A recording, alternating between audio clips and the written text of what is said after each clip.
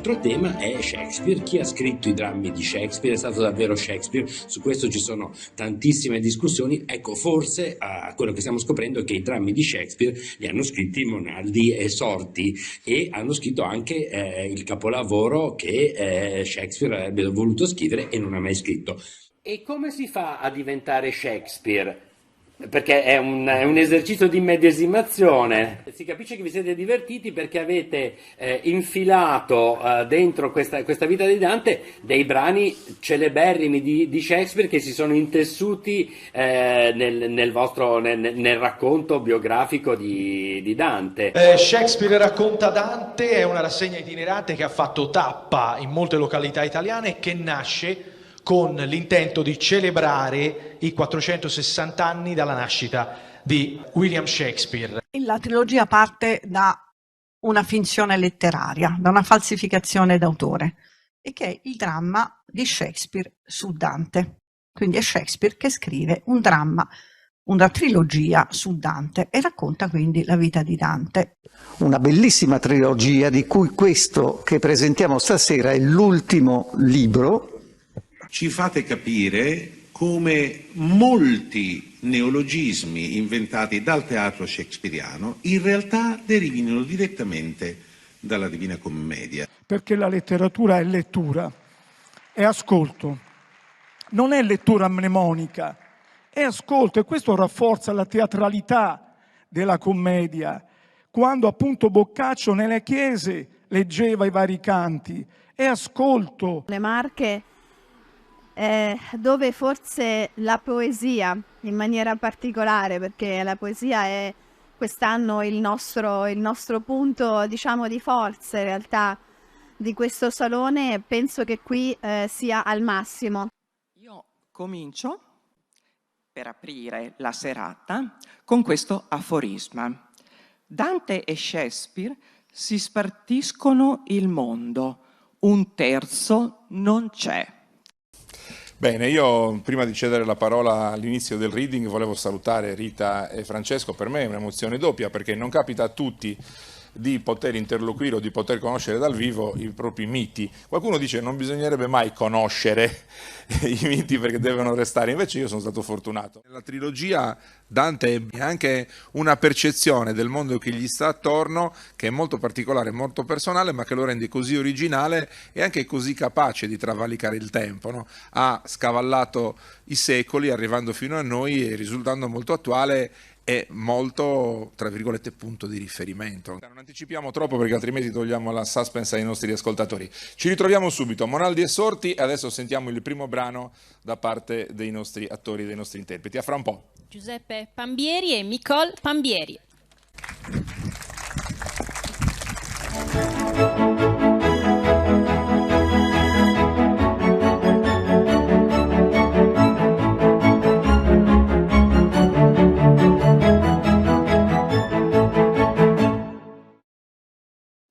O musa di fuoco, ascendi in cielo, d'alta fantasia dammi lo scranno, che possa render la trama con zelo. Storie senza tempo, ora in scena vanno. Del tripartito dramma in questo teatro già 2 sere sono trascorse, ma ogni volta è un nuovo inizio. Il poeta della nostra storia, per il tradimento di Roma alleata dei Guelfi neri, è rigettato dalla sua Firenze insieme agli altri Guelfi bianchi. Rifugi di fortuna gli fan da casa e da famiglia gli sbanditi, ma ancora e sempre porta in sé la sostanza dell'oltremondo. Intervengo ora in questo prologo, non già con la smodata pretesa di completare la penna dell'autore, ma per trarvi, cortesi spettatori, nel cuore del soggetto e avvertirvi che quest'ultima parte prende avvio dal mezzo dell'azione. I dialoghi tra i personaggi vi rinfrescheranno la memoria sui precedenti della vicenda, che in ogni caso torneranno in scena nelle repliche. E alle facce nuove che vedo sedute nel pubblico dico parola mia. Godrete il fascino di sentirvi onniscienti deità. Se arriverete qui domani e dopodomani a gustare l'antefatto conoscendone l'avvenire. Non è forse di maggior delizia mirare un bocciolo di rosa possedendo già nella memoria la sua futura immagine di piena fioritura, piuttosto che chiedersi se svilupperà bene o avvizierà prima del tempo? D'altro canto le opere, che non sono d'arte, smarriscono ogni seduzione appena l'occhio, valicando scene, pagine, atti e capitoli, è giunto in cima alla parola fine. Saprete dirci al termine dello spettacolo se noi siamo tra quelli. E allora ci daremo l'addio per mai più rivederci. Vi presentiamo dunque stasera quanto è possibile mettere in scena nel limitato tempo di una recita. Approvate o bocciate, a piacer vostro.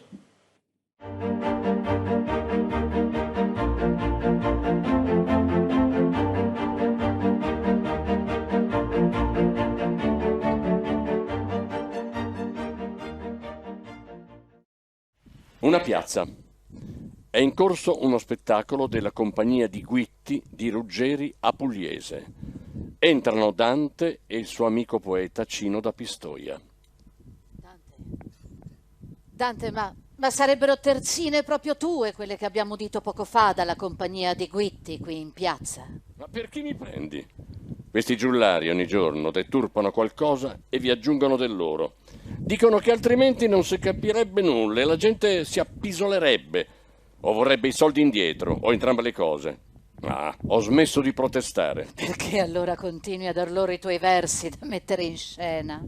Ho bisogno di veder vivere quello che scrivo per capire se il mio sacrato poema sta procedendo nella giusta strada. Non ve lo impediscono le storpiature? Ma non più di quanto uno stormo d'uccelli impedisca di vedere la linea dell'orizzonte. Direi che prevale la mia inventiva sulle loro invenzioni. Un guitto fa il giro della scena, con in mano 2 fiaccole fiammeggianti. Ma che cosa stanno recitando? Ulisse. All'inferno? Sì, tra i consiglieri fraudolenti. Sono avvolti dal fuoco come torce viventi.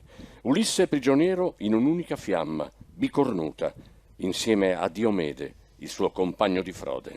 Ecco perché quel saltimbanco ha in mano 2 fiaccole accese in pieno giorno. Ascoltiamo. Si fa avanti il capocomico. Ruggeri a Pugliese. Giungiamo adesso, gentili signori, al culmine della storia dell'inutilmente astuto Ulisse. Udrete la triste fine del nefasto greco inventore del cavallo di Troia, che perì in mare per aver voluto navigare oltre le colonne d'Ercole. La sua miserabile morte affogato come un topo ci insegni che c'è una ricorrente marea nelle faccende degli uomini che, presa quando è alta, porta alla fortuna, mancata o imboccata con vento contrario. Tutto il viaggio della vita viene confinato in secche o sommerso in rovesci di onde. Su tale nautica sapienza galleggiamo, dunque, e dobbiamo sfruttare la corrente favorevole o perderemo quel che abbiamo investito. Ascoltate ora, dalla voce stessa dell'autore, le ultime battute del suo dramma. E a voi il giudizio. Lo maggior corno della fiamma antica cominciò a crollarsi, mormorando, pur come quei cui vento affatica. Indi la cima qua e là menando, come fosse la lingua che parlasse, gittò voce di fuori e disse piangendo: Quando partii da Circe, che sottrasse me più d'un anno là presso Gaeta, prima che sì Enea la nomasse, né dolcezza di figlio, né la pietà del vecchio padre, né il debito amore, lo qual dovea Penelope far lieta, vincer potero dentro a me l'artore chi ebbi a divenir del mondo esperto e delle vizi umani e del valore. Ma misi me per l'alto mare aperto, sol con un legno e con la compagnia picciola dalla qual non fui diserto. Dici bene, vecchio giullare. Vana curiositas fu quella che portò Ulisse al folle volo. La sua sete contagiò anche me. La scienza superba è contagiosa come la peste. La mondana sapienza pietrifica al solo guardarla come Medusa. O frati, dissi, che per 100 miglia perigli siete giunti all'Occidente, a questa tanto picciola vigilia di nostri sensi che è del rimanente, non vogliate negar l'esperienza di retro al sol del mondo senza gente. Questo mio Ulisse porta nome Guido Cavalcanti, nervo e ossa della nostra compagnia, del dolce stile, anima e spirito nei quali l'indole di tutti noi si sommava e riconosceva. Considerate la vostra semenza, fatti non foste a viver come bruti, ma per seguir virtute e conoscenza. I miei compagni feci io sì aguti, con questa orazione picciola al cammino che appena poscia li avrei ritenuti. E volta nostra poppa nel mattino, de remi facemmo ali al folle volo, sempre acquistando dal lato mancino. Indocili entrambi, Ulisse e Guido, assetati dalla conoscenza di Prometeo. L'aquila ha giunture, ma non per gli inchini. Beh, bando ai ricordi ora. Ecco che arriva il momento che ho concordato con Ruggeri, il suo, anzi nostro, discorso su Ulisse. Un folle volo davvero, amico. L'orgoglio, infatti, non ha altro specchio per vedersi forché l'orgoglio. E non sopporta che abbia libero accesso ai suoi pensieri altra materia al mondo che non sia quella rimuginata da lui stesso. Il folle Ulisse e i suoi compagni, pur vecchi e tardi, scelgono la vecchiaia come il momento dell'ultima, disperata, irragionevole affermazione di sé sopra tutti e tutto. Ulisse non sa accettare di dipendere da altri che da se stesso. Non si ferma davanti a niente, non accetta che quel desiderio infinito non siamo capaci di soddisfarlo noi. Tutte le nostre forze, tutta la nostra intelligenza non sono capaci di darci ciò che più profondamente desideriamo. Ulisse invece conta solo sulle proprie capacità e fallisce. Picciola l'orazione, picciola la compagnia, picciola la vita rimasta, folle il viaggio, nemico d'ogni limite. Non ha certo torto il greco avventuriero, non siamo bruti, tuttavia ha sbagliato strada perché per seguir virtù e conoscenza non va girato il mondo. Non serve divenire del mondo esperto, no, bisogna andare in profondità. Nella profondità della nostra stessa vita, nella dolcezza del figlio Telemaco, nella pietà del vecchio padre Laerte, nel debito amore lo qual dovea Penelope far lieta. La vera scoperta della vita non è vedere cose nuove, ma vedere nuove tutte le cose.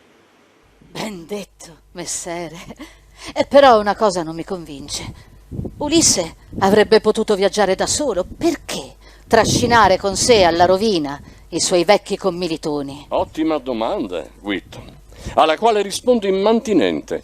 Ulisse ha bisogno di compagni perché l'uomo superbo non si sente padrone di niente finché non vede i suoi beni riflessi negli applausi altrui. Come un soffitto a volta riverbera la voce, o una porta di lucido acciaio riflette luce e calore solare. Il nostro Ulisse, signori miei, era di quei temperamenti orgogliosi quali non tollerano affatto una cosa inevitabile. Che il tempo porta sulla schiena una gerla in cui raccatta tanti straccetti da dare in elemosina all'oblio, il grande mostro delle ingratitudini.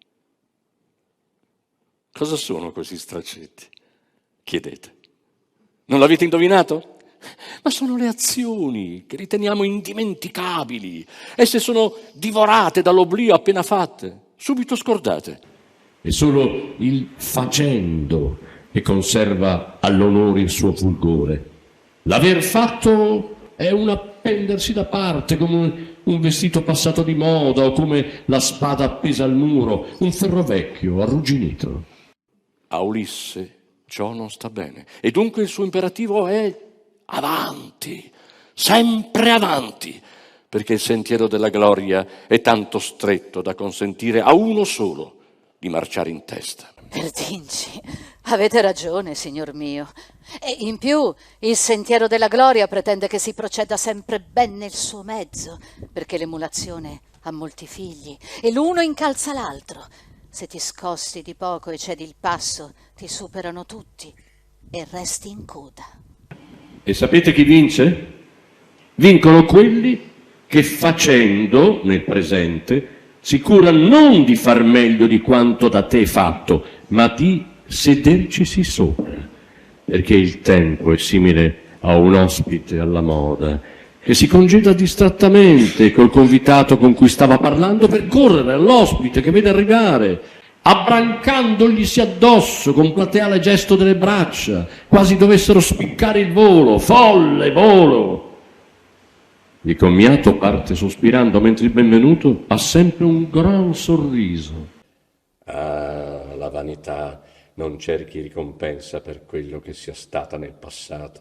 Beltà, intelletto, nobili natali, vigor del corpo, meriti acquisiti a ben servire, affetti, simpatie, sono tutti assoggettati all'invidia del tempo, vorace cormorano.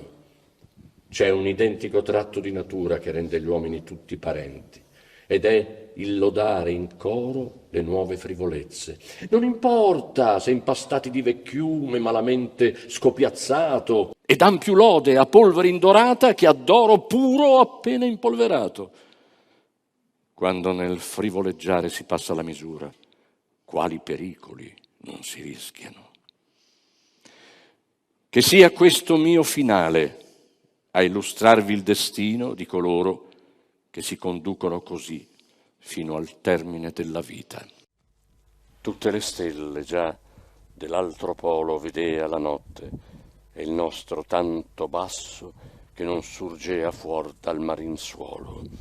5 volte era acceso e tante casso, lo lume era di sotto della luna, poi che entrati eravam nell'alto passo.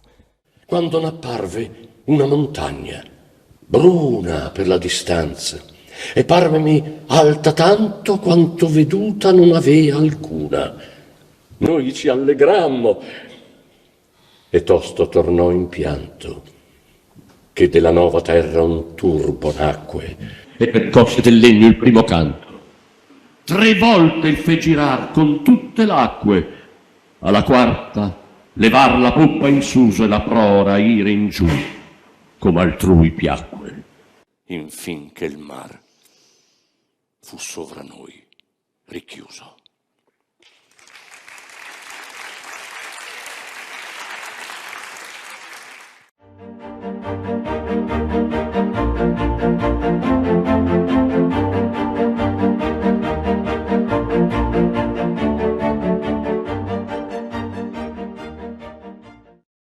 Toscana, Mugello. Assedio da parte dei Guelfi bianchi, aiutati dall'esercito di Scarpetta degli Ordelaffi, signore di Forlì, a sua volta contrastato dall'esercito del suo rivale, Fulcerida Calboli, anch'egli di Forlì, ma nominato dai Guelfi neri a potestà di Firenze. Entra il corifeo. Se gli uomini potenti della terra potessero tuonare, come Giove, Giove stesso più non avrebbe quiete, perché ogni petulante capetto da 2 soldi userebbe il suo cielo soltanto per il gusto di tuonare. Date al mondo la guerra! È 100 volte meglio della pace, come il giorno è migliore della notte. La guerra è cosa viva, movimento, è vispa a voce, è piena di sorprese. La pace è apoplessia, letargia, spenta, sorda, insensibile, assonnata, e fa mettere al mondo più bastardi di quanti uomini la guerra uccida. La pace fa odiare gli uomini tra loro, logico, perché quando sono in pace hanno meno bisogno l'uno dell'altro. Ah, la guerra va proprio a genio al mondo.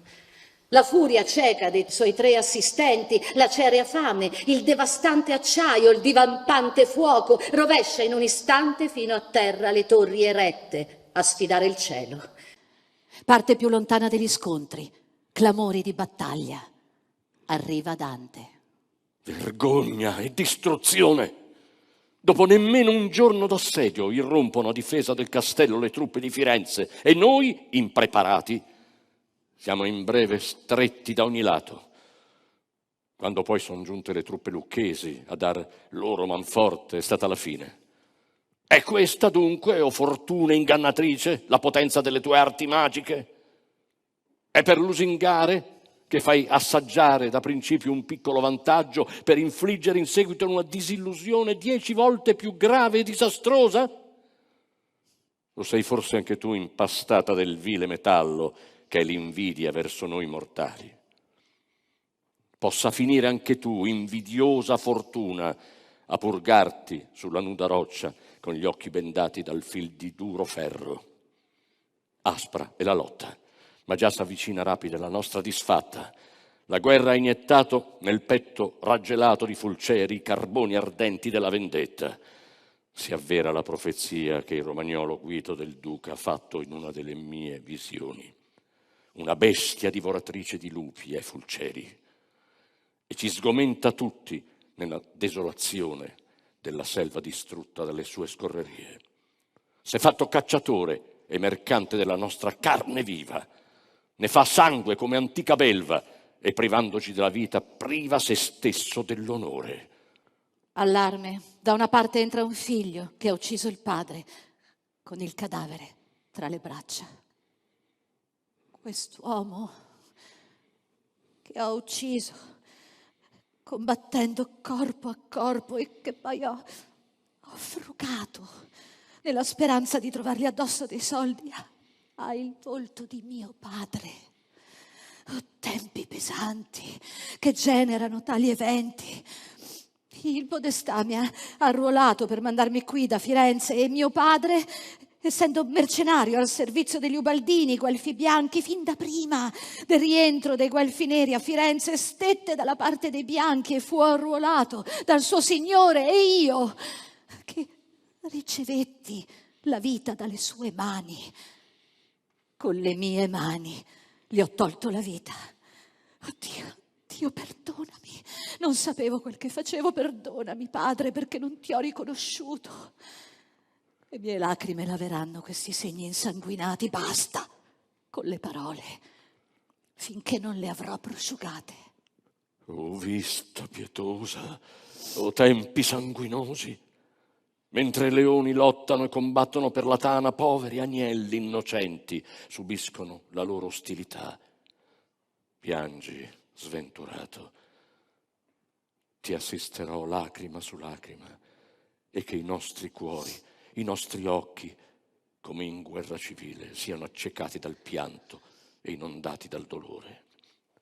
Entra dalla parte opposta un soldato, anch'egli con un cadavere tra le braccia. Tu, che mi hai contrastato in modo così aspro, dammi il tuo oro, se hai dell'oro, perché l'ho comprato con 100 colpi. Vediamo dunque che faccia il nostro nemico.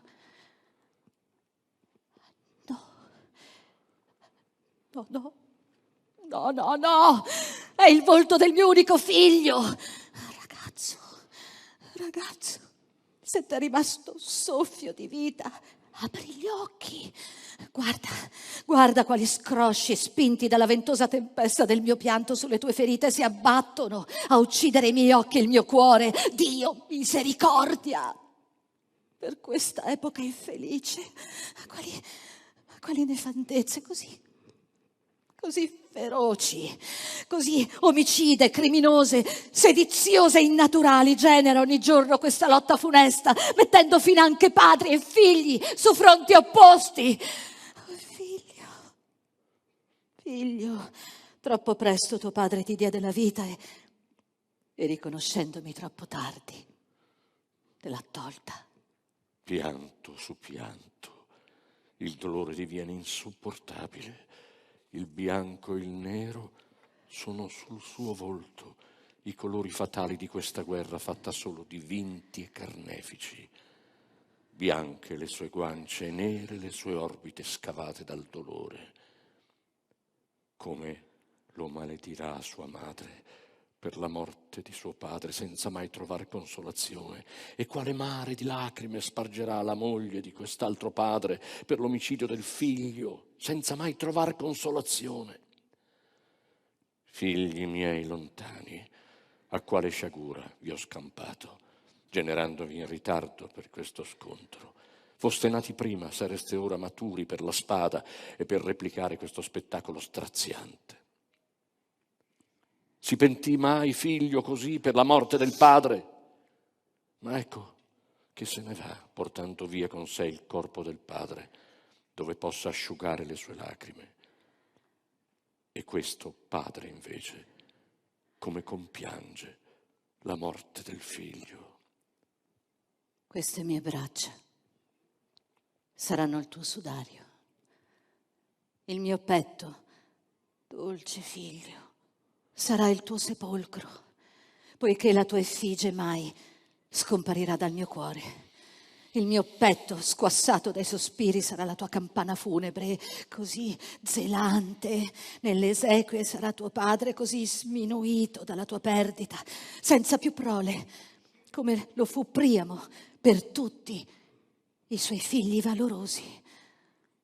Ti porterò via da qui. Combatta chi vuole combattere. Io ho commesso un omicidio che mai dovevo compiere. Allarme e incursioni. Arriva il capitano Scarpetta degli Ordelaffi. Quasi tutti i nostri uomini stanno scappando e Fulceri impazza come un toro inferocito. La morte ci corre dietro. Fulceri con gli occhi furiosi, scintillanti di rabbia e l'acciaio insanguinato stretto tra le mani adirate c'è alle spalle. Fuggire! Così vicini a Firenze dobbiamo nuovamente rinunciarvi. Destino invidioso essere ricacciati lontani da essa, da vivi, o resistere e rimanere fuori da morti. Se il mio cuore non stesse preparando future rappresaglie, preferirei bestemmiare piuttosto che dire sì alla fuga. Ma fuggire dobbiamo. Una sconfitta insanabile regna nel cuore delle nostre forze attuali. Via per la vostra salvezza! E vivremo per restituire loro il giorno della sconfitta. La guerra, dove l'uomo praticamente continua a fare gli stessi errori, non impara mai dalla vita, ed è un ripetersi continuo delle stesse cose in nome di Dio, in nome del potere, in nome dell'espansione territoriale, in qualsiasi nome è buono per creare una guerra ed è attualissimo. E la guerra purtroppo rischia anche di mettere contro padri, figli, ed è quello che succede in questo brano che abbiamo letto, che è tremendo, che è ispirato a Enrico VI, mi pare, di Shakespeare. Perché è veramente un privilegio poter raccontare, no, questi brani al pubblico con queste parole. Ecco, solo a dirlo mi viene la pelle d'oca, quindi grazie veramente. Grazie veramente.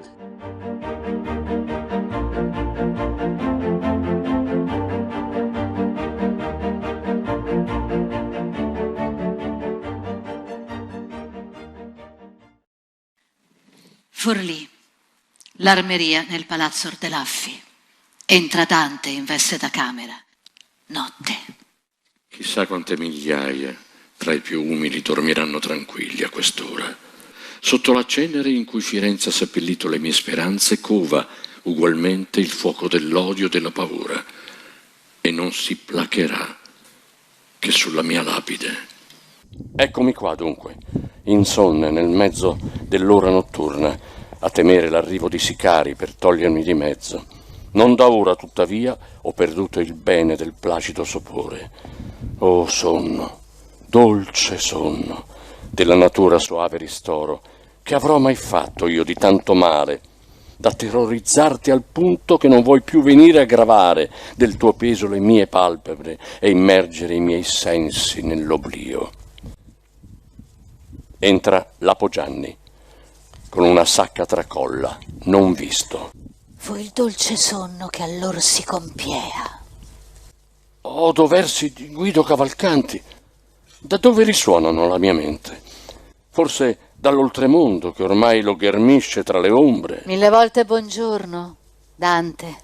Lapo, amico, non ti avevo sentito entrare. Sei già qui. Non ti attendevo prima di domani. È già domani.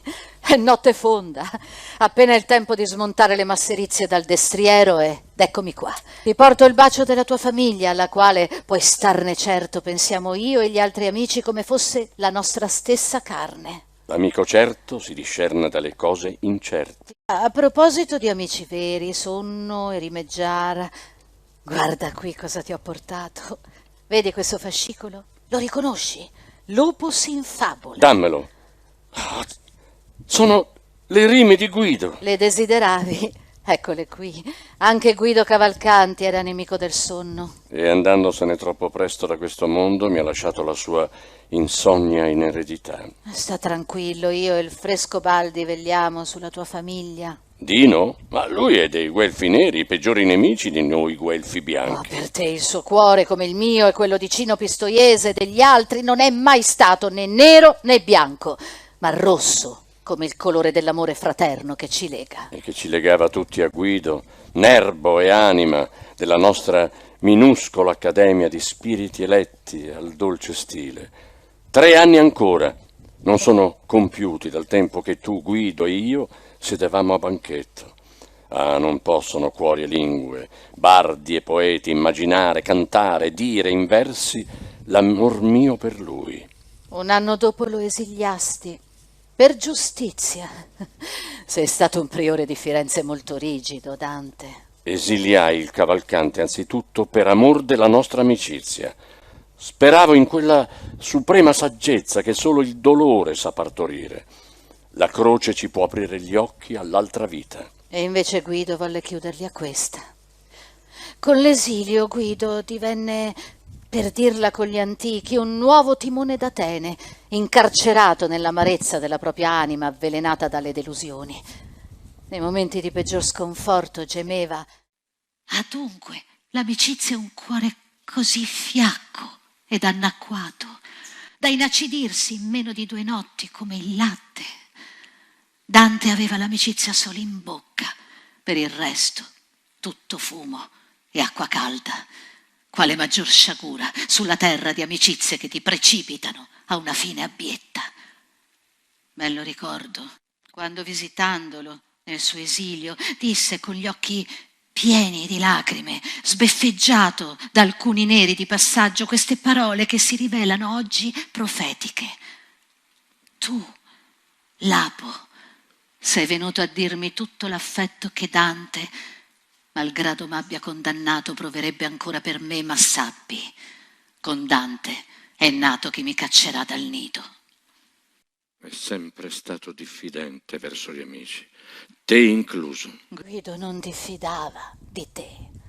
Mi disse allora: non ne faccio una colpa a Dante, no, e neppure a voi, tu, Cino e quanti leggete e discutete fra voi quel suo libello, La vita nova, a me dedicato, ma nel quale io sono trattato come un mero precursore, come una primavera dinanzi alla fulgida estate del suo nuovo stile, tutto intriso di divino. Voi siete la scala per cui Dante Alighieri, un fratello per me, sale ora sul mio trono. Eppure all'epoca Dio m'è testimonio, io ero lungi dall'aver tal mira. E Guido aggiunse: tempo verrà che quel peccato immondo contro l'amicizia, in nome del suo Dio, li suppurerà come un bubbone marcio. E proseguendo sullo stesso tono, preconizzò gli eventi di quest'ora e la rottura della tua pace. Eccolo, dunque, l'amico. E lui che accusava me di augurargli la sfortuna. Non era un augurio il suo, bensì l'amara, stupita denuncia della tua mancata partecipazione alla sua pena. Non partecipavo? Ero in pena, più io per lui che lui per se stesso. Diceva: davanti alle mie angosce Dante si ammanta di tale durezza da confondersi con una livida parete di roccia, agli occhi cuciti con il filo di ferro come si fa con gli sparvieri. Iniziava a sospettare che la tua pretesa smania di sostituirti a lui fosse dettata da invidia. Ma quale invidia? Lui piuttosto era geloso della mia mancanza di malinconia, dovuta alla mia fede, che lui non aveva, e però si rifiutava di intraprendere la mia stessa strada verso la beatitudine. Rimpiazzarlo io? Sì, volevo farlo, e l'ho fatto, ma non come temeva lui, bensì come Pilade, che disse: io sono Oreste, offrendo la sua vita per proteggere l'amico dal re che voleva giustiziarlo. Chi ricorderebbe più le rime di Guido se io non avessi reso omaggio alle une e all'altro nella vita nuova, muovendo i miei passi da essi per una forma accresciuta di poesia? Ne convengo. La loro memoria sopravvive nel tuo libro e nel successo che sta avendo. Tutto quanto avrei voluto era di trarlo fuori da mollezze e piaceri che lo lasciavano più disgustato e immalinconito di prima. Ego sum orestes! Non si soffre solo per l'amico, ma anche con l'amico. Sii sincero con te stesso. Non ti suscitava partecipazione. E come potevo? Era inaccessibile. Nel culto che gli si tributava, il braciere che fa fumare l'incenso erano i dolori umani, colui che celebra il sacrificio era la morte, l'altare rituale una bara, la divinità venerata il nulla. Mi stai dando ragione. Provavi sconcerto, ma non partecipazione. Ma lo credo, era lussurioso come una scimmia e le puttane lo chiamavano mandragora. Se parli così gli dai ragione. Oh, Lapo, non mi rassegno ad averlo perduto, a non poterlo più salvare. Non la morte separa due che si amano, ma la dannazione eterna. La mia speme s'aggrappa al ricordo di quella sua ultima ballata che scrisse prima di morire. Lasciava intravedere un fioco barlume di ripensamento. Ma sarà bastato, nell'attimo supremo, a strapparlo al buio ostinato della sua filosofia? Nell'agonia gli intravidi lacrime sostare, tremole all'angolo dell'occhio, e nell'attimo che spirò esse si lanciarono giù per le tempie, quasi attendessero quell'attimo per deporre il pudore di mostrarsi. Gli antichi padri dicevano che dalle lacrime rinasciamo. Rassegniamoci. Non sapremo mai se Guido Cavalcanti si sia salvato l'anima oppure no. Mio povero amico, è massima saggezza farsi piacere quanto non si può mutare. Ma ora è veramente tempo che ci abbandoniamo nelle braccia di Morfeo, prima che l'alba ci colga in piedi. Si dice che i sogni fatti all'alba siano più veritieri. Dormi bene, amico mio.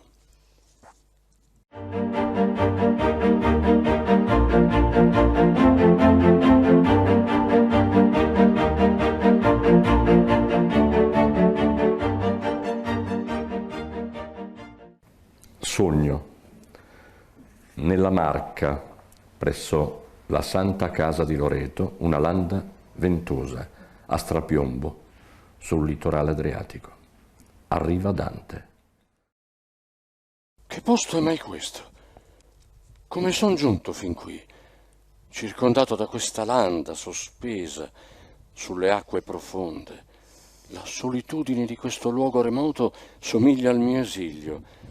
Essere ridotto al peggio, alla cosa più screditata dalla fortuna, fa pur sempre sperare e non temere un peggio che non c'è. Il cambiamento doloroso è quello che dal meglio inciampa e cade giù, a capofitto, dentro il peggio. Invece, quando si va dal peggio al meglio, si risale al sorriso. Benvenuta sii dunque tu, landa ventosa che mi circondi. Camminando e camminando, giungerò pure al tuo confine. Ma cosa odo? Si sente una voce celestiale provenire dall'alto, come passando a volo.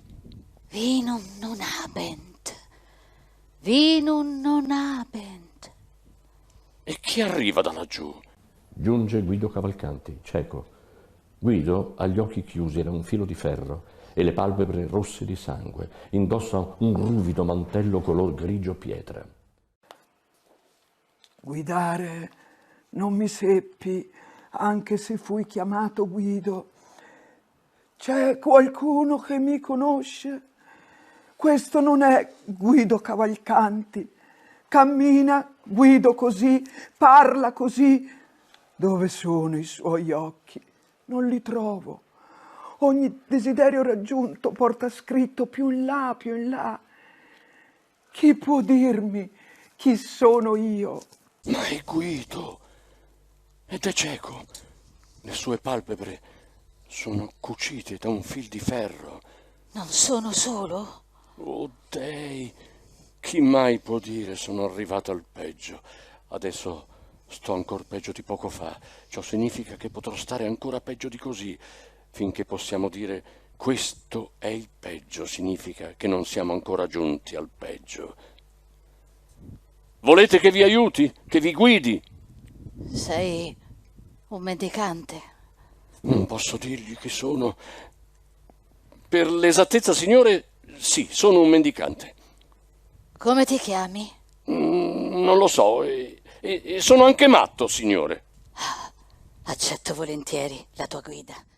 È un malanno dei tempi che i matti debbano guidare i ciechi. Raccontami di te. Il matto a freddo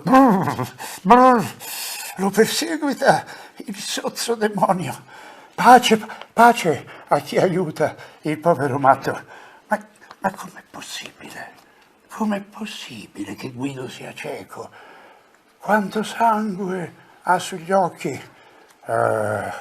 Triste compito dover fare il matto dinanzi alla sventura. Non riesco a fingere oltre. Eppure devo.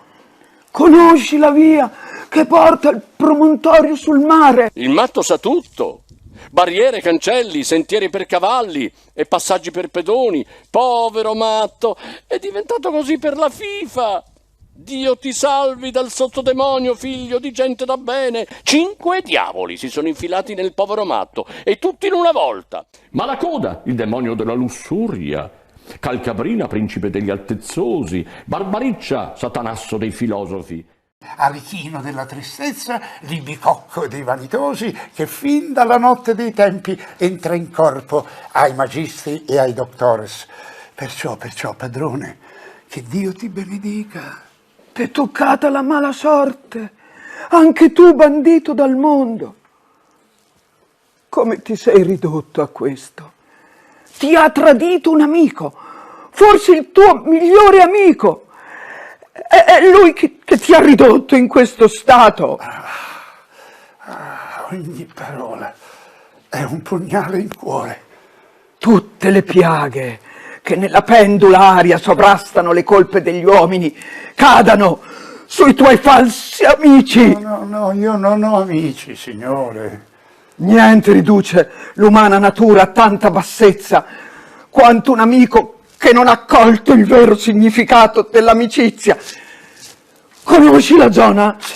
Sì, padrone. C'è uno strapiombo la cui testa a picco su una piana di dura roccia prospicente il livido mare schiumoso sovrasta, spaventosa, l'abisso.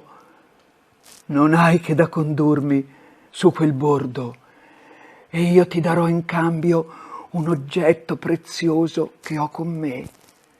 Giunti lassù, non avrò più bisogno di una guida. Va bene, dammi il braccio. Questo povero matto ci accompagnerà. Camminano un po' in tondo, un po' qua, un po' là, avanti e indietro. Quanto ci vuole ancora per raggiungere la cima? Ancora poco. Non avvertite anche voi la salita? A me sembra di camminare in piano. Il sentiero è ripido invece. Ascoltate il mare, lo sentite? No. Ah, si vede allora che anche gli altri sensi si sono indeboliti a causa della cecità. Può essere. Dante conduce Guido sull'orlo di una piccola balza, alta quanto pochi scalini. Eccoci, giunti al posto. Non muovetevi. Che paura e che vertigini a gettar l'occhio giù nell'abisso. I corvi e le cornacchie che vi svolazzano paiono piccoli come scarafaggi. Ma non voglio guardare più, ho paura che un capogiro mi annebbi gli occhi e mi faccia precipitare. Mettimi dove sei tu. Porgetemi la mano. Ecco, ora siete a un passo dal ciglio dello strapiombo. Per tutto ciò che sta sotto la luna io non farei un sol passo. Lasciami la mano. Amico, eccoti un'altra sacca. Contiene un gioiello preziosissimo, specie per un povero. come te. Ma cos'è questo? Un teschio d'oro calzato dal berretto d'un giullare. È il teschio di Ruggeri Apogliese, che le fate, gli spiriti benigni, lo facciano prosperare insieme a te. Ruggeri Apuliese. E come fa a conoscerlo? Allontanati adesso, dimmi addio, fa che io ti sento andar via. Fingendo di allontanarsi. Sia fatto quel che desiderate. Addio, buon signore! Con tutto il cuore. Addio! Se recito così disinvoltamente con la sua disperazione, lo faccio solamente per guarirla. Oh dei, inflessibili, io rinuncio a questo mondo e sotto gli occhi vostri mi scrollo, rassegnato alla mia grande afflizione. Potessi sopportarla oltre e non mettermi contro ai vostri ineluttabili voleri, lascerei consumare fino in fondo il lucignolo di questo odioso vanzo della mia esistenza, ma non ne ho più le forze. Se Dante vive ancora, oh, beneditelo. Adesso, addio, amico. Me ne vado, messere. Addio. Guido salta dalla piccola balsa, credendo di precipitare, e cade a terra. Non si muove. Che l'immaginazione Dio non voglia possa rubare il bene che è la vita, quando la vita stessa si abbandona al furto. Mi fingerò un passante capitato qui per caso. Ehi, tu, amico, mi senti? Parla, chi sei tu? Via! E lasciatemi morire! Sei forse un fil di ragno, o una piuma d'uccello, oppure un soffio d'aria, qualunque altra cosa. Infatti, precipitando da un'altezza di tante braccia, si sarebbe sfracellato come un uovo. Invece tu respiri, temperatura, non sanguini, parli, sei tutto sano. 10 alberi maestri, uno sull'altro, non farebbero tutta l'altezza da cui tu sei caduto a perpendicolo. Sei vivo ed è un miracolo. Ma io sono caduto, oppure no? Ma sì, dalla sommità spaventosa di questo promontorio. Guarda, guarda lassù.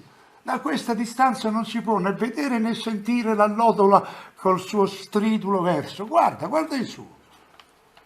Tu non sai. Ma io, ahimè, io non ho più occhi. Dopo questo schianto, che schianto non fu, sono ancora più schiantato di prima.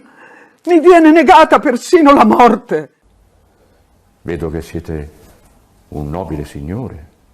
Orsù, datemi il braccio. Così. Come va? Ve le sentite le gambe? Vedo che vi reggete in piedi. Mi reggo bene, fin troppo.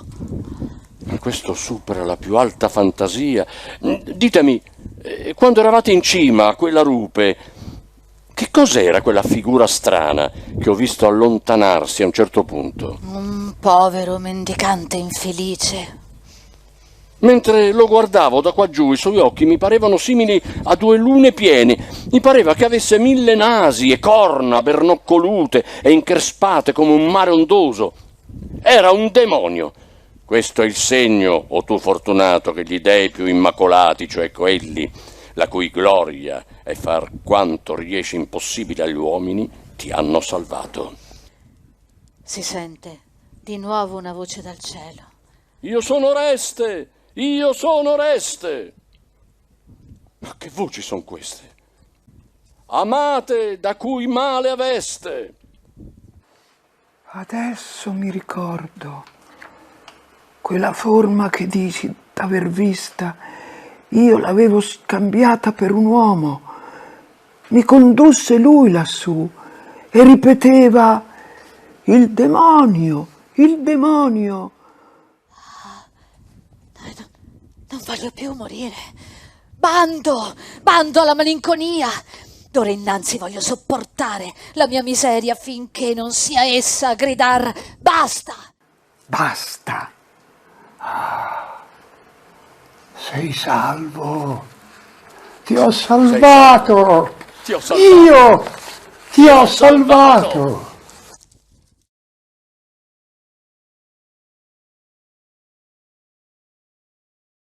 Anche perché per noi attori, insomma, scandagliare Shakespeare e leggere Dante attraverso Shakespeare, cioè attraverso il suo linguaggio, è un'esperienza formidabile. Già nella prima lettura che ho fatto ho ritrovato delle cose che c'erano nel Relire, è perché è proprio scritto in forma molto teatrale e quindi per l'attore è molto facile affrontarlo. E per esempio c'è questo sogno che lui ha di Cavalcanti, che è il suo grande amico, la sua grande ossessione, l'ossessione della sua vita. È questo amico che è grande poeta, che però era portato per un certo tipo di visione edonistica dell'amore. Però c'è stata questa grande unione e il pezzo questo sogno è praticamente il momento in cui c'è Edgar, il figlio di Gloucester, nel Re Lear, che fa il matto, incontra il padre accecato e il padre accecato vuole suicidarsi. Dice: portami su quel monte lassù, e lui l'accompagna, fa finta di essere un matto e lo porta su e lo fa cadere praticamente mezzo metro. Lui cade, praticamente non si fa niente, e Dante, che finge di essere un passante, di nuovo sempre lui, gli dice: ma come hai fatto? Ecco.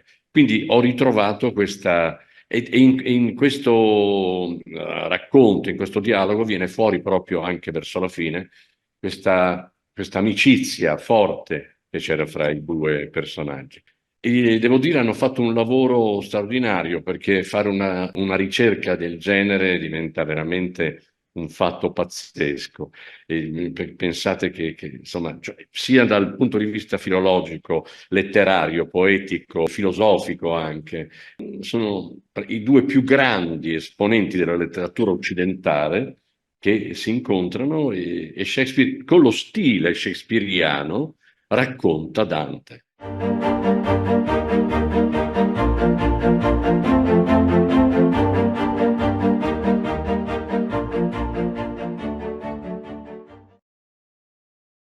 Questa fanciulla, la cui mistica sapienza sono venuto, dopo lungo cammino tra le valli umbre, a dissetarmi nel mezzo di questo bosco, mi stringe il cuore.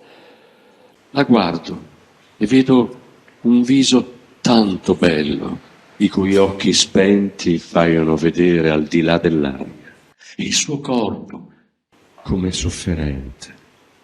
Non posso credere che i nobili suoi genitori l'abbiano davvero lasciata a soli 6 anni in quel convento di monache corrotte. Aveva 10 anni quando le suore la cacciarono perché pregava troppo. E ora quei buoni frati predicatori laggiù, del cui ordine ella ha voluto farsi terziaria, la conducono una volta alla settimana a consolare chi ha bisogno di una parola di conforto, affinché si operi il miracolo della guarigione dei cuori. Quei frati, ho udito, fecero un sogno, tutti la medesima notte. Videro la Madonna mostrar loro il cuore di Margherita. Celava 3 perle, ognuna con un ritratto: Gesù bambino, Maria e Giuseppe, la Sacra Famiglia. Gli uomini impietosi l'hanno privata della sua famiglia naturale, ma la Vergine gliene ha data una che non ce n'è pari.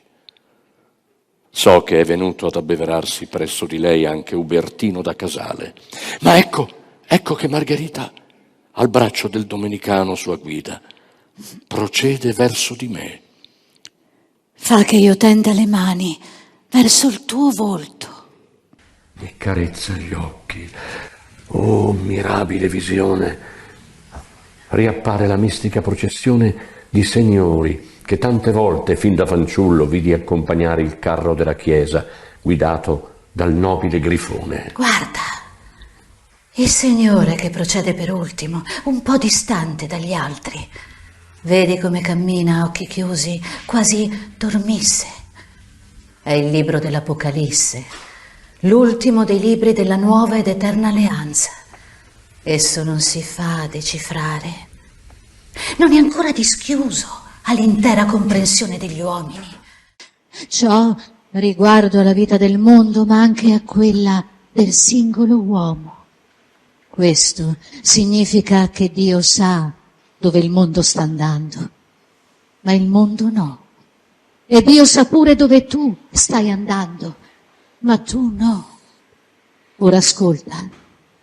La sapienza si vende al mercato desolato dove nessuno viene a comprare. Chi cammina incontro alla verità non trova compagni di viaggio, solitario, il suo sentiero procede avanti, al prezzo di tutto, come Mosè. Come Mosè, egli non vide la terra promessa alla quale aveva dato tutta la sua vita. Tu pure.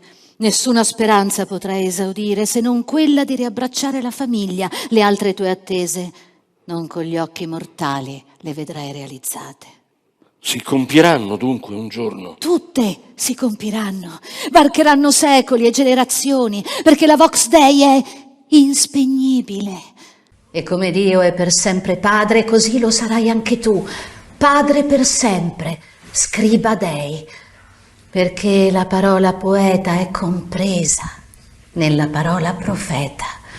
La poesia o è dentro la profezia o non è poesia. Pesoso prezzo. Non avrei voluto pagarlo. Se Dio consentisse ai desideri dei mortali, sarebbe per noi come fare un salto in mare, dove un solo minuto di benessere si può pagare con ore d'angoscia.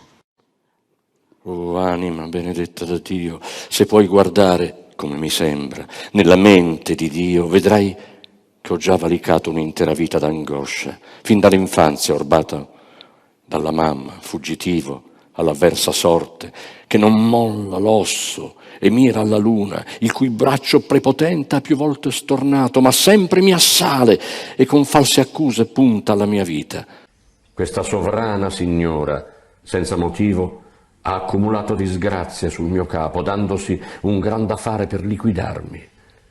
Come dice il proverbio, si fa presto a trovare un bastone per battere il cane. Per condurti dove il cielo ti voleva, la tua vita è stata spartita in 3 periodi.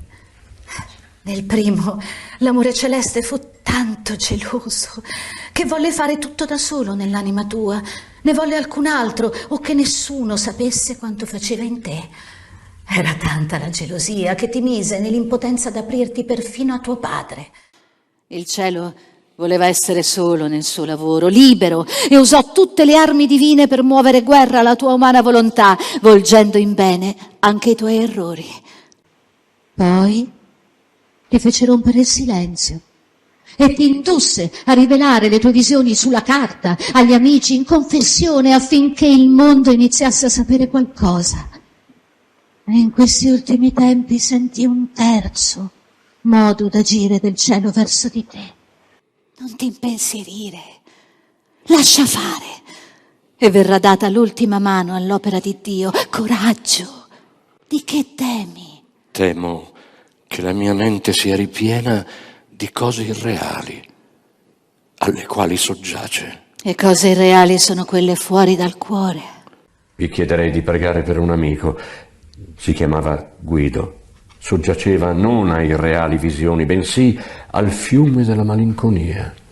Ma per lui forse è tardi, e temo anche per me. Anch'io ormai sono come un che va piangendo. Egli si definì così in un suo sonetto. Un vero amico è un altro se stesso, anzi di più. Quante cose che per amore nostro mai faremmo, facciamo invece per l'amico. Supplicare senza risparmio né ritegno, ad esempio. Cose che, trattandosi di noi, non è del tutto bello fare, è bellissimo farle per gli amici. La maggior differenza tra noi due era la dea Fortuna, ben più innamorata di lui che di me. La fortuna non è solamente cieca, ma rende ciechi pure quelli che tiene tra le braccia. Ho sognato il mio amico poco tempo fa ed era cieco. Mi riferivo anche a te.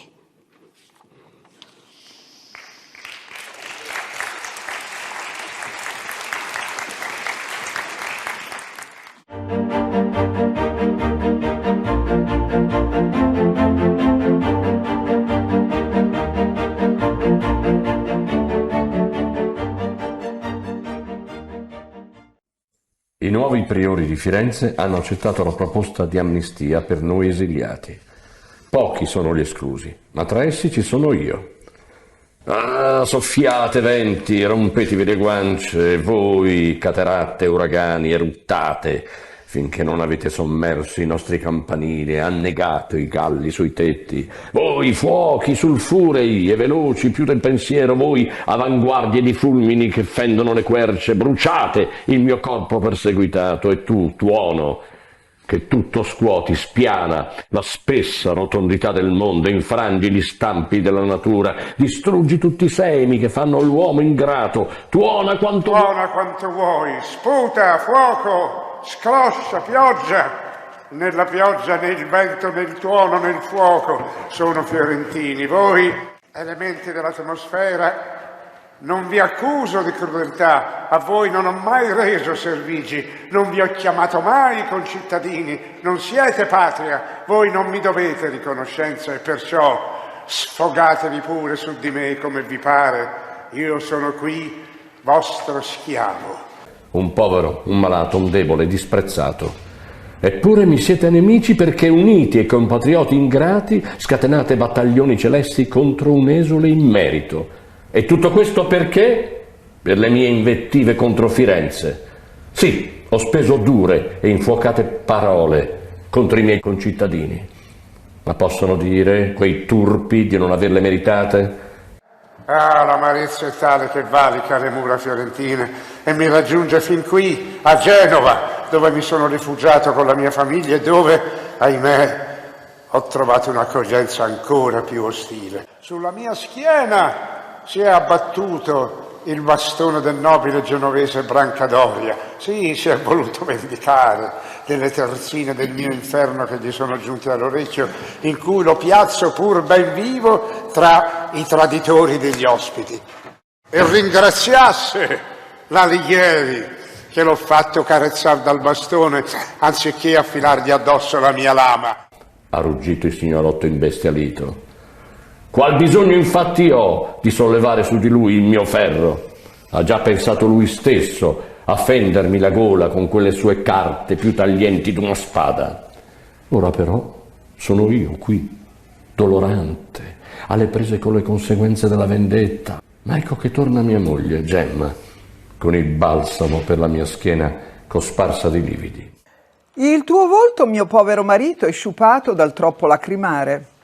Un bel meschino vanto per le lacrime, che il mio viso era già abbastanza brutto avanti di subire il loro oltraggio.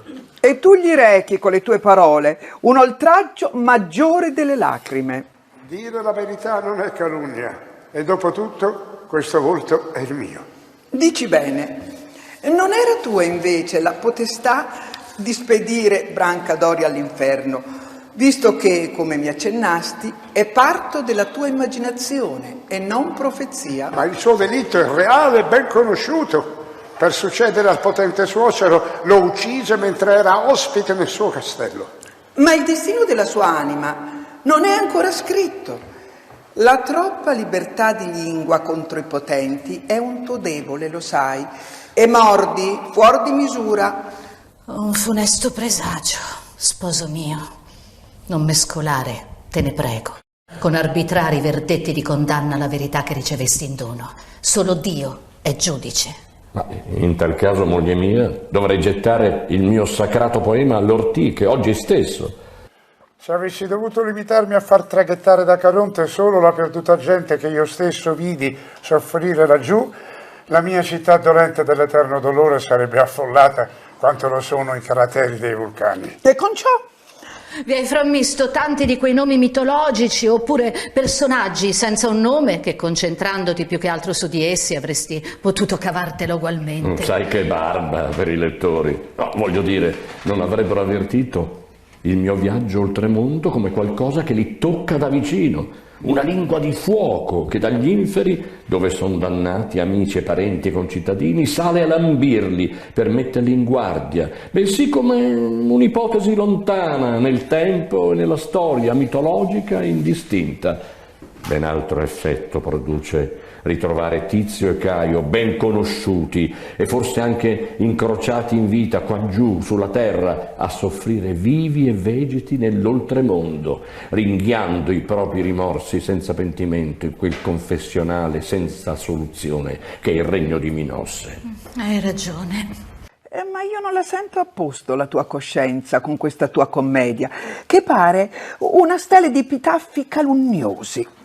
Beh, anzitutto è da vedersi se sono tutte calunnie. Non è tale la colpa del Doria. Inoltre la mia coscienza è mia e tu, piuttosto, l'hai calunniata con queste accuse. Non fare l'usuraio sofistico e girafrittate, messer Alighieri. Ergersi a giudice altrui, spacciando per divine le proprie sentenze, specie quando si è stati davvero eletti profeti dal Signore, è mescolare il grano sacro alla satanica zizzania. Non posso dire che tu abbia torto. La mia coscienza, essendo il metro di giudizio del mio poema, avrebbe forse dovuto verseggiare con maggior cautela. Nuovamente tu mi rammenti la verità su me stesso. È un'intera vita che mi togli il velo dagli occhi e non hai mai avuto ricompensa sufficiente per questo. Gemma, mia beatitudine eterna, ti ho fatto scendere fino all'inferno per causa mia e dall'inferno tu mi hai tratto fino a te. Così tu non me solo assisti, ma anche la mia opera. E mai come ora ti è stata richiesta fedeltà, costanza e pazienza, perché altrettanto mi chiede il cielo e come mi hai appena fatto capire non c'è mai abbastanza virtù. Dove manca la donna in cui ogni speranza vige, io non sono degno di questa novella beatitudine come della mia ardua missione. Cosa posso fare io per te se non mostrarti ciò che puoi fare ed essere? Sii ciò che ti è promesso e sarai capace di ciò che ti è richiesto. Il danno peggiore l'ho già fatto. Dannare all'inferno è peccato più grave di piazzare arbitrariamente qualcuno in purgatorio, o meglio ancora in paradiso. Non direi, una sentenza di salvezza è pur sempre giudizio d'uomo e non di Dio. Allora sono proprio fritto, mi arrendo. A quale pena mi condanneresti? La dannazione?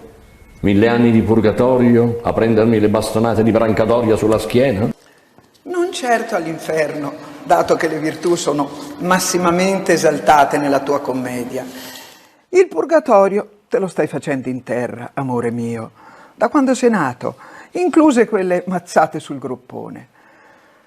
Non temo la tua natura d'un tempo, era troppo piena di umana debolezza per scegliere la via più ardua, che ora invece abbracci. Volevi essere grande e non senza ambizione, ma senza il coraggio della rettitudine che dovrebbe accompagnarla. Ora, ciò che vuoi fortemente lo vuoi da onesto. Non vuoi far torto né vuoi vincere a torto. Abbi la ferma volontà di contenerti così, senza offendere l'amor di prossimo, affinché il cielo possa versarti nell'orecchio le sue immense ispirazioni e io, i miei poveri consigli e incoraggiamenti e in tal modo battere ciò che ti tiene lontano dal cerchio d'oro con cui il destino e l'aiuto ultraterreno pare vogliano incoronarti. Fa, oh Dio, che al giudizio sia questa mia gemma preziosa a giudicarmi e sarò salvo. Però non hai ancora risposto alla mia domanda. Scampo l'inferno e pure il purgatorio, mi pare di aver capito. Se scamperesti del tutto il luogo di penitenza non saprei e non voglio saperlo. Insomma, sono curioso. Qual è il tuo verdetto? Paradiso? Ti darei, vediamo, 300 anni sul Prato Verde. Cosa? Oh, nel limbo dei pagani. Non intendo il Prato Verde del castello in cui è rinchiuso Virgilio, ma quello che dicesti d'aver sognato nelle tue visioni fin da piccino, dove ti conduceva tua madre, con tutti quei fiori, come nei versi che la ti cantava di Matelda di Magdeburgo. L'Eden, dove tante volte mi apparve il mistico carro della chiesa. Proprio quello, il paradiso terrestre. E perché proprio 300 anni? È un tempo lunghissimo. 100 a Cantica. Santi numi. Quindi mi faccio magro, assetato, infreddolito per guadagnarmi 3 secoli di penitenza. Che penitenza vuoi che sia nel paradiso terrestre? Già, potresti aver ragione. Lì si trovano in carne e ossa i profeti Elia ed Enoch. In attesa di scendere di nuovo in terra a combattere la lotta finale del mondo. Saresti in ottima compagnia a non tempestarli troppo di domande. Vedrò di trattenermi, anche se, a dire il vero, avrei un bel po' di quesiti irrisolti. Ma soprattutto c'è la tua Matelda. E come lo sai? Credi che nessuno di noi in famiglia sbirci tra le carte che stai scrivendo? Non vi parlo abbastanza del mio poema sacro? Ce ne parli molto, ma non ci basta mai. È meraviglioso come hai reso il tuo girovagare per il prato fiorito. Una donna soletta. Una donna soletta che si gia e cantando e scegliendo fior da fiore onde rapinta tutta la sua via. E poi ancora, cantando come donna innamorata, continuò col fin di sue parole: beati quorum tecta sunt peccata. Che emozione ritrovarvi i dialoghi che tua madre ti recitava. Li ricordi a memoria? Aiutami a sovvenirmi dei bei giorni fiorentini in cui te li declamavo. Non me li hai mai declamati. Tua madre te li recitò così tante volte che la buona nutrice se li imparò a memoria e li ha ripetute ai bambini. Un padre più assente di me non poteva capitare ai nostri sfortunati figli. Nemmeno sapevo di questa grazia che la vecchia baglia m'ha fatto. Ma potrete mai perdonarmi? La persa fortuna ha lasciato cicatrici a tutti. Ma ciò non tocchi più i nostri pensieri. Vorrei chiederti una cosa, invece. Quel verso latino, beati quorum tecta sunt peccata, ho dovuto farmelo tradurre da Jacopo. Beati coloro i cui peccati sono coperti. Ma in che senso coperti? Non ne ho ben afferrato il significato. Sta per perdonati. È tratto da un salmo, anche se non precisamente. Si possono dunque perdonare i peccati non col cancellarli, ma col coprirli? Sì. E perché mai? Non sarebbe meglio farli sparire del tutto? Non sempre è possibile. E quando non lo è? Ad esempio, quando qualcun altro deve farlo per noi, perché noi stessi non lo abbiamo fatto, purtroppo. Ora comprendo bene come il Redentore ha fatto per tutta l'umanità. Egli ha riparato il nostro peccato con la sua morte, lo ha coperto col suo sangue. Esatto. Ma poi sta a ciascun uomo accettare la redenzione, altrimenti sarà stata inutile per quell'uomo che fin sul letto di morte la rifiutasse, come mio cugino Corso Donati, temo, e come anche, a proposito, accanto al foglio avevi lasciato una poesia di Guido Cavalcanti, dai versi molto simili. Cantava come fosse innamorata, che sola sola per lo bosco gia, e per lo bosco agnelli udio cantare, là vidi io fior d'ogni colore. Il dolente accento nella tua voce mi confida che soffri ancora molto per il tuo primo amico. Sì, quelle sue rime mi hanno fatto da ispirazione, così simili ai versi di Matelda. Ma lui era il cantore della primavera perduta, non di quella ritrovata in Dio. Glielo dissi la prima volta che Mastro Brunetto mi condusse a sentirlo declamare le sue poesie in municipio. Non così belle come le vostre, gli confidai, ma neppur così malinconiche, e gliene recitai alcune. Per mezzo mio in te, per mezzo tuo da me, io sono in te e tu sei in me. Parve non apprezzar molto il confronto, e nessuno di noi due sapeva quanto fossero vere, io in lui e lui in me. Basta, bando ai tristi pensieri. E tu invece? Ti vedi in paradiso? Così lontana da me? Non so proprio, non so soppesarmi molto bene io, e neppure voglio pensarci ora. Questa sì che è una sorpresa.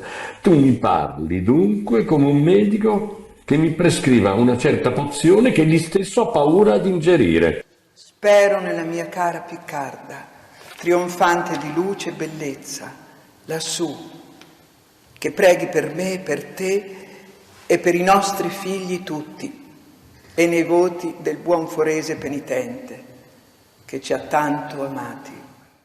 La preghiera unisce i mondi. Come la poesia. Anch'essa può essere preghiera.